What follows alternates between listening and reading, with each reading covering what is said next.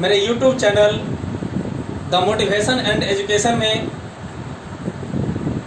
आज एक नया चैप्टर एरिया यानी क्षेत्रफल आप लोगों के बीच लेकर आया हूँ। चलते हैं टू द पॉइंट। पहला क्वेश्चन कह रहा है आपका, एक समचतुर्भुज की प्रत्येक भुजा 20 सेंटीमीटर लंबी है तथा इसके विकर्ण की लंबाई 24 सेंटीमीटर है, तो समचतुर्भुज का क्षेत्रफल ज्ञात कीजिए। हम आपके बगल में इस कुछ टॉपिक्स को लिख दिए हैं। अगर ये आपको थोड़ा सा जानकारी रहता है, थोड़ा सा याद रहता है, तो आप बहुत ही जल्द क्विक क्वेश्चन को देखकर आप आंसर मार सकते हैं। तो चलते हैं, कहाँ पे इसका यूज होता है वो हम आपको बताते हैं। करें एक समचतुर्भुज की प्रत्येक भुजा 20 सेंटीमीटर लंबी है, तो सबसे पहले एक समचतुर्भुज बना लेंगे।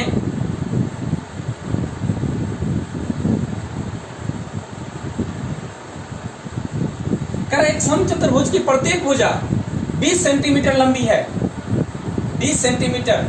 आगे कह रहा है तथा इसके विकर्ण की लंबाई 24 सेंटीमीटर है। इसके विकर्ण की लंबाई यानी यहां से यहां तक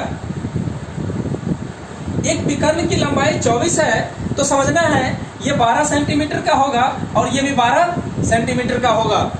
आगे कह रहा है समचतुर्भुज का क्षेत्रफल ज्ञात कीजिए। तो समचतुर्भुज का क्षेत्रफल निकालने के लिए आपको, यानी समचतुर्भुज का क्षेत्रफल होता है 1/2 गुना विकर्ण का गुणनफल।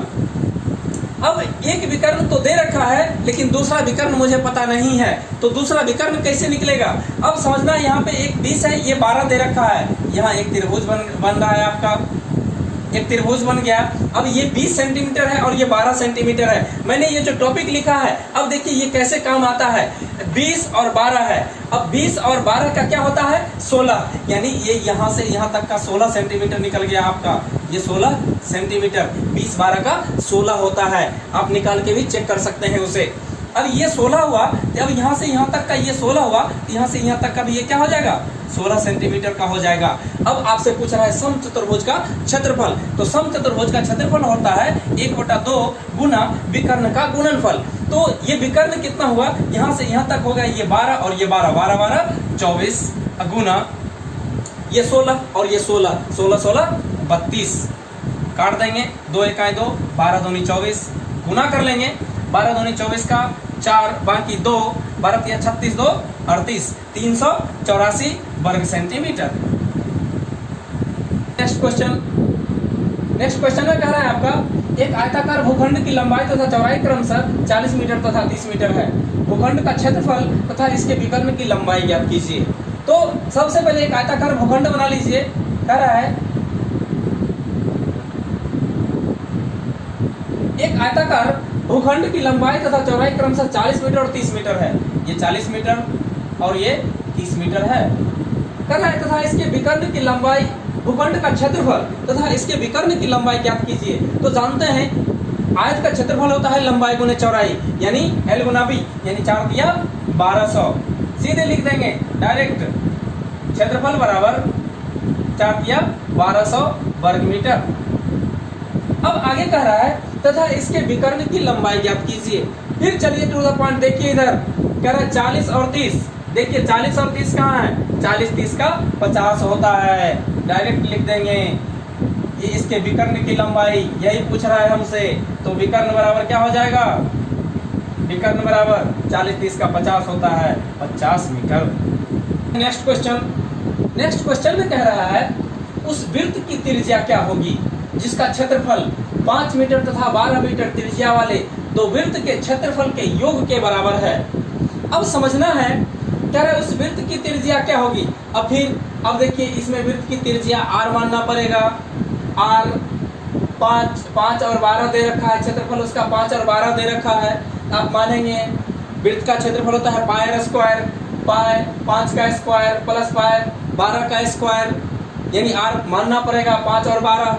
लेकिन अगर आपको ये टॉपिक थोड़ा सा याद रहता है, बस वही टॉपिक पे ही है। अब 5 और 12 आप देख रहे हैं, 5 और 12 देखिए 5 12 कहाँ है? 5 12 का 13 होता है। सीधे आप आंसर ही मारेंगे। 5 12 का 13, 5 12 दे रखा है तो आपका क्या हो जाएगा 13, यानी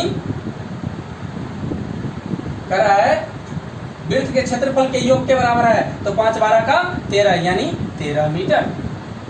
नेक्स्ट क्वेश्चन में कह रहा है आपका एक आयत की लंबाई 15 सेंटीमीटर तथा इसके विकर्ण की लंबाई 17 सेंटीमीटर है, तो आयत का क्षेत्रफल ज्ञात कीजिए। समझना है, एक आयत की लंबाई 15 सेंटीमीटर, एक आयत बना लीजिए। कह रहा है एक आयत की लंबाई 15 सेंटीमीटर, एक आयत की लंबाई 15 सेंटीमीटर तथा इसके विकर्ण की लंबाई 17 है, तथा इसके विकर्ण की लंबाई 17 सेंटीमीटर है।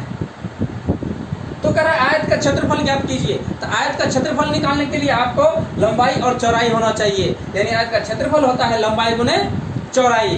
तो अब यहाँ लंबाई तो दे रखा है लेकिन चौड़ाई तो आपका नहीं दे रखा है, तो चौड़ाई निकालने के लिए सीधे देखिए इधर, फिर ध्यान देंगे 15 और 17, 15 और 17 है कहाँ, 15 और 17 यहाँ है।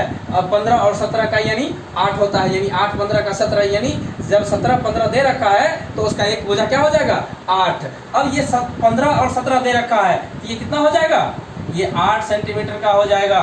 आपसे पूछ क्या रहा है, आपसे पूछ रहा है आयत का क्षेत्रफल। आयत का क्षेत्रफल आपको पता है, आयत का क्षेत्रफल होता है लंबाई गुने चौड़ाई, L गुने B, यानी लंबाई हो गया 15 और चौड़ाई हो गया 8, यानी 15 8 120 वर्ग मीटर। नेक्स्ट क्वेश्चन में कह रहा है एक वर्ग की प्रत्येक भुजा की लंबाई 20% वृद्धि करने पर इसके क्षेत्रफल में कितने प्रतिशत की वृद्धि होगी। देखिए इसका एक फॉर्मूला होता है a plus b plus AB by 100। ये एक ऐसा फॉर्मूला है जो आपको हर जगह काम होता है, हर चैप्टर में इसका यूज हो जाता है, लगभग हर चैप्टर में यूज हो जाता है। कह रहा है एक वर्ग की प्रत्येक भुजा की लंबाई 20% वृद्धि करने पर, यानी वर्ग की लंबाई में भी 20% की वृद्धि और चौड़ाई में भी 20% की वृद्धि करने पर इसके क्षेत्रफल में कितने प्रतिशत की वृद्धि होगी। 20% की वृद्धि है, हम लंबाई और चौड़ाई ये भी मान लेंगे। अब कह रहे हैं लंबाई 20% की वृद्धि और चौड़ाई में 20, तो प्लस 20 लिखेंगे, ये प्लस 20 यानी वृद्धि का सिंबल है, ये प्लस 20, चौड़ाई में भी 20% की वृद्धि यानी प्लस 20 प्लस प्लस। अब इस दोनों के मुताबिक ही अगला चिन्ह आएगा, प्लस प्लस प्लस, यानी AB 20 गुना 20 बटे 100। 0 0 को काट देंगे, ये 0 से ये 0 कैंसिल हो जाएगा।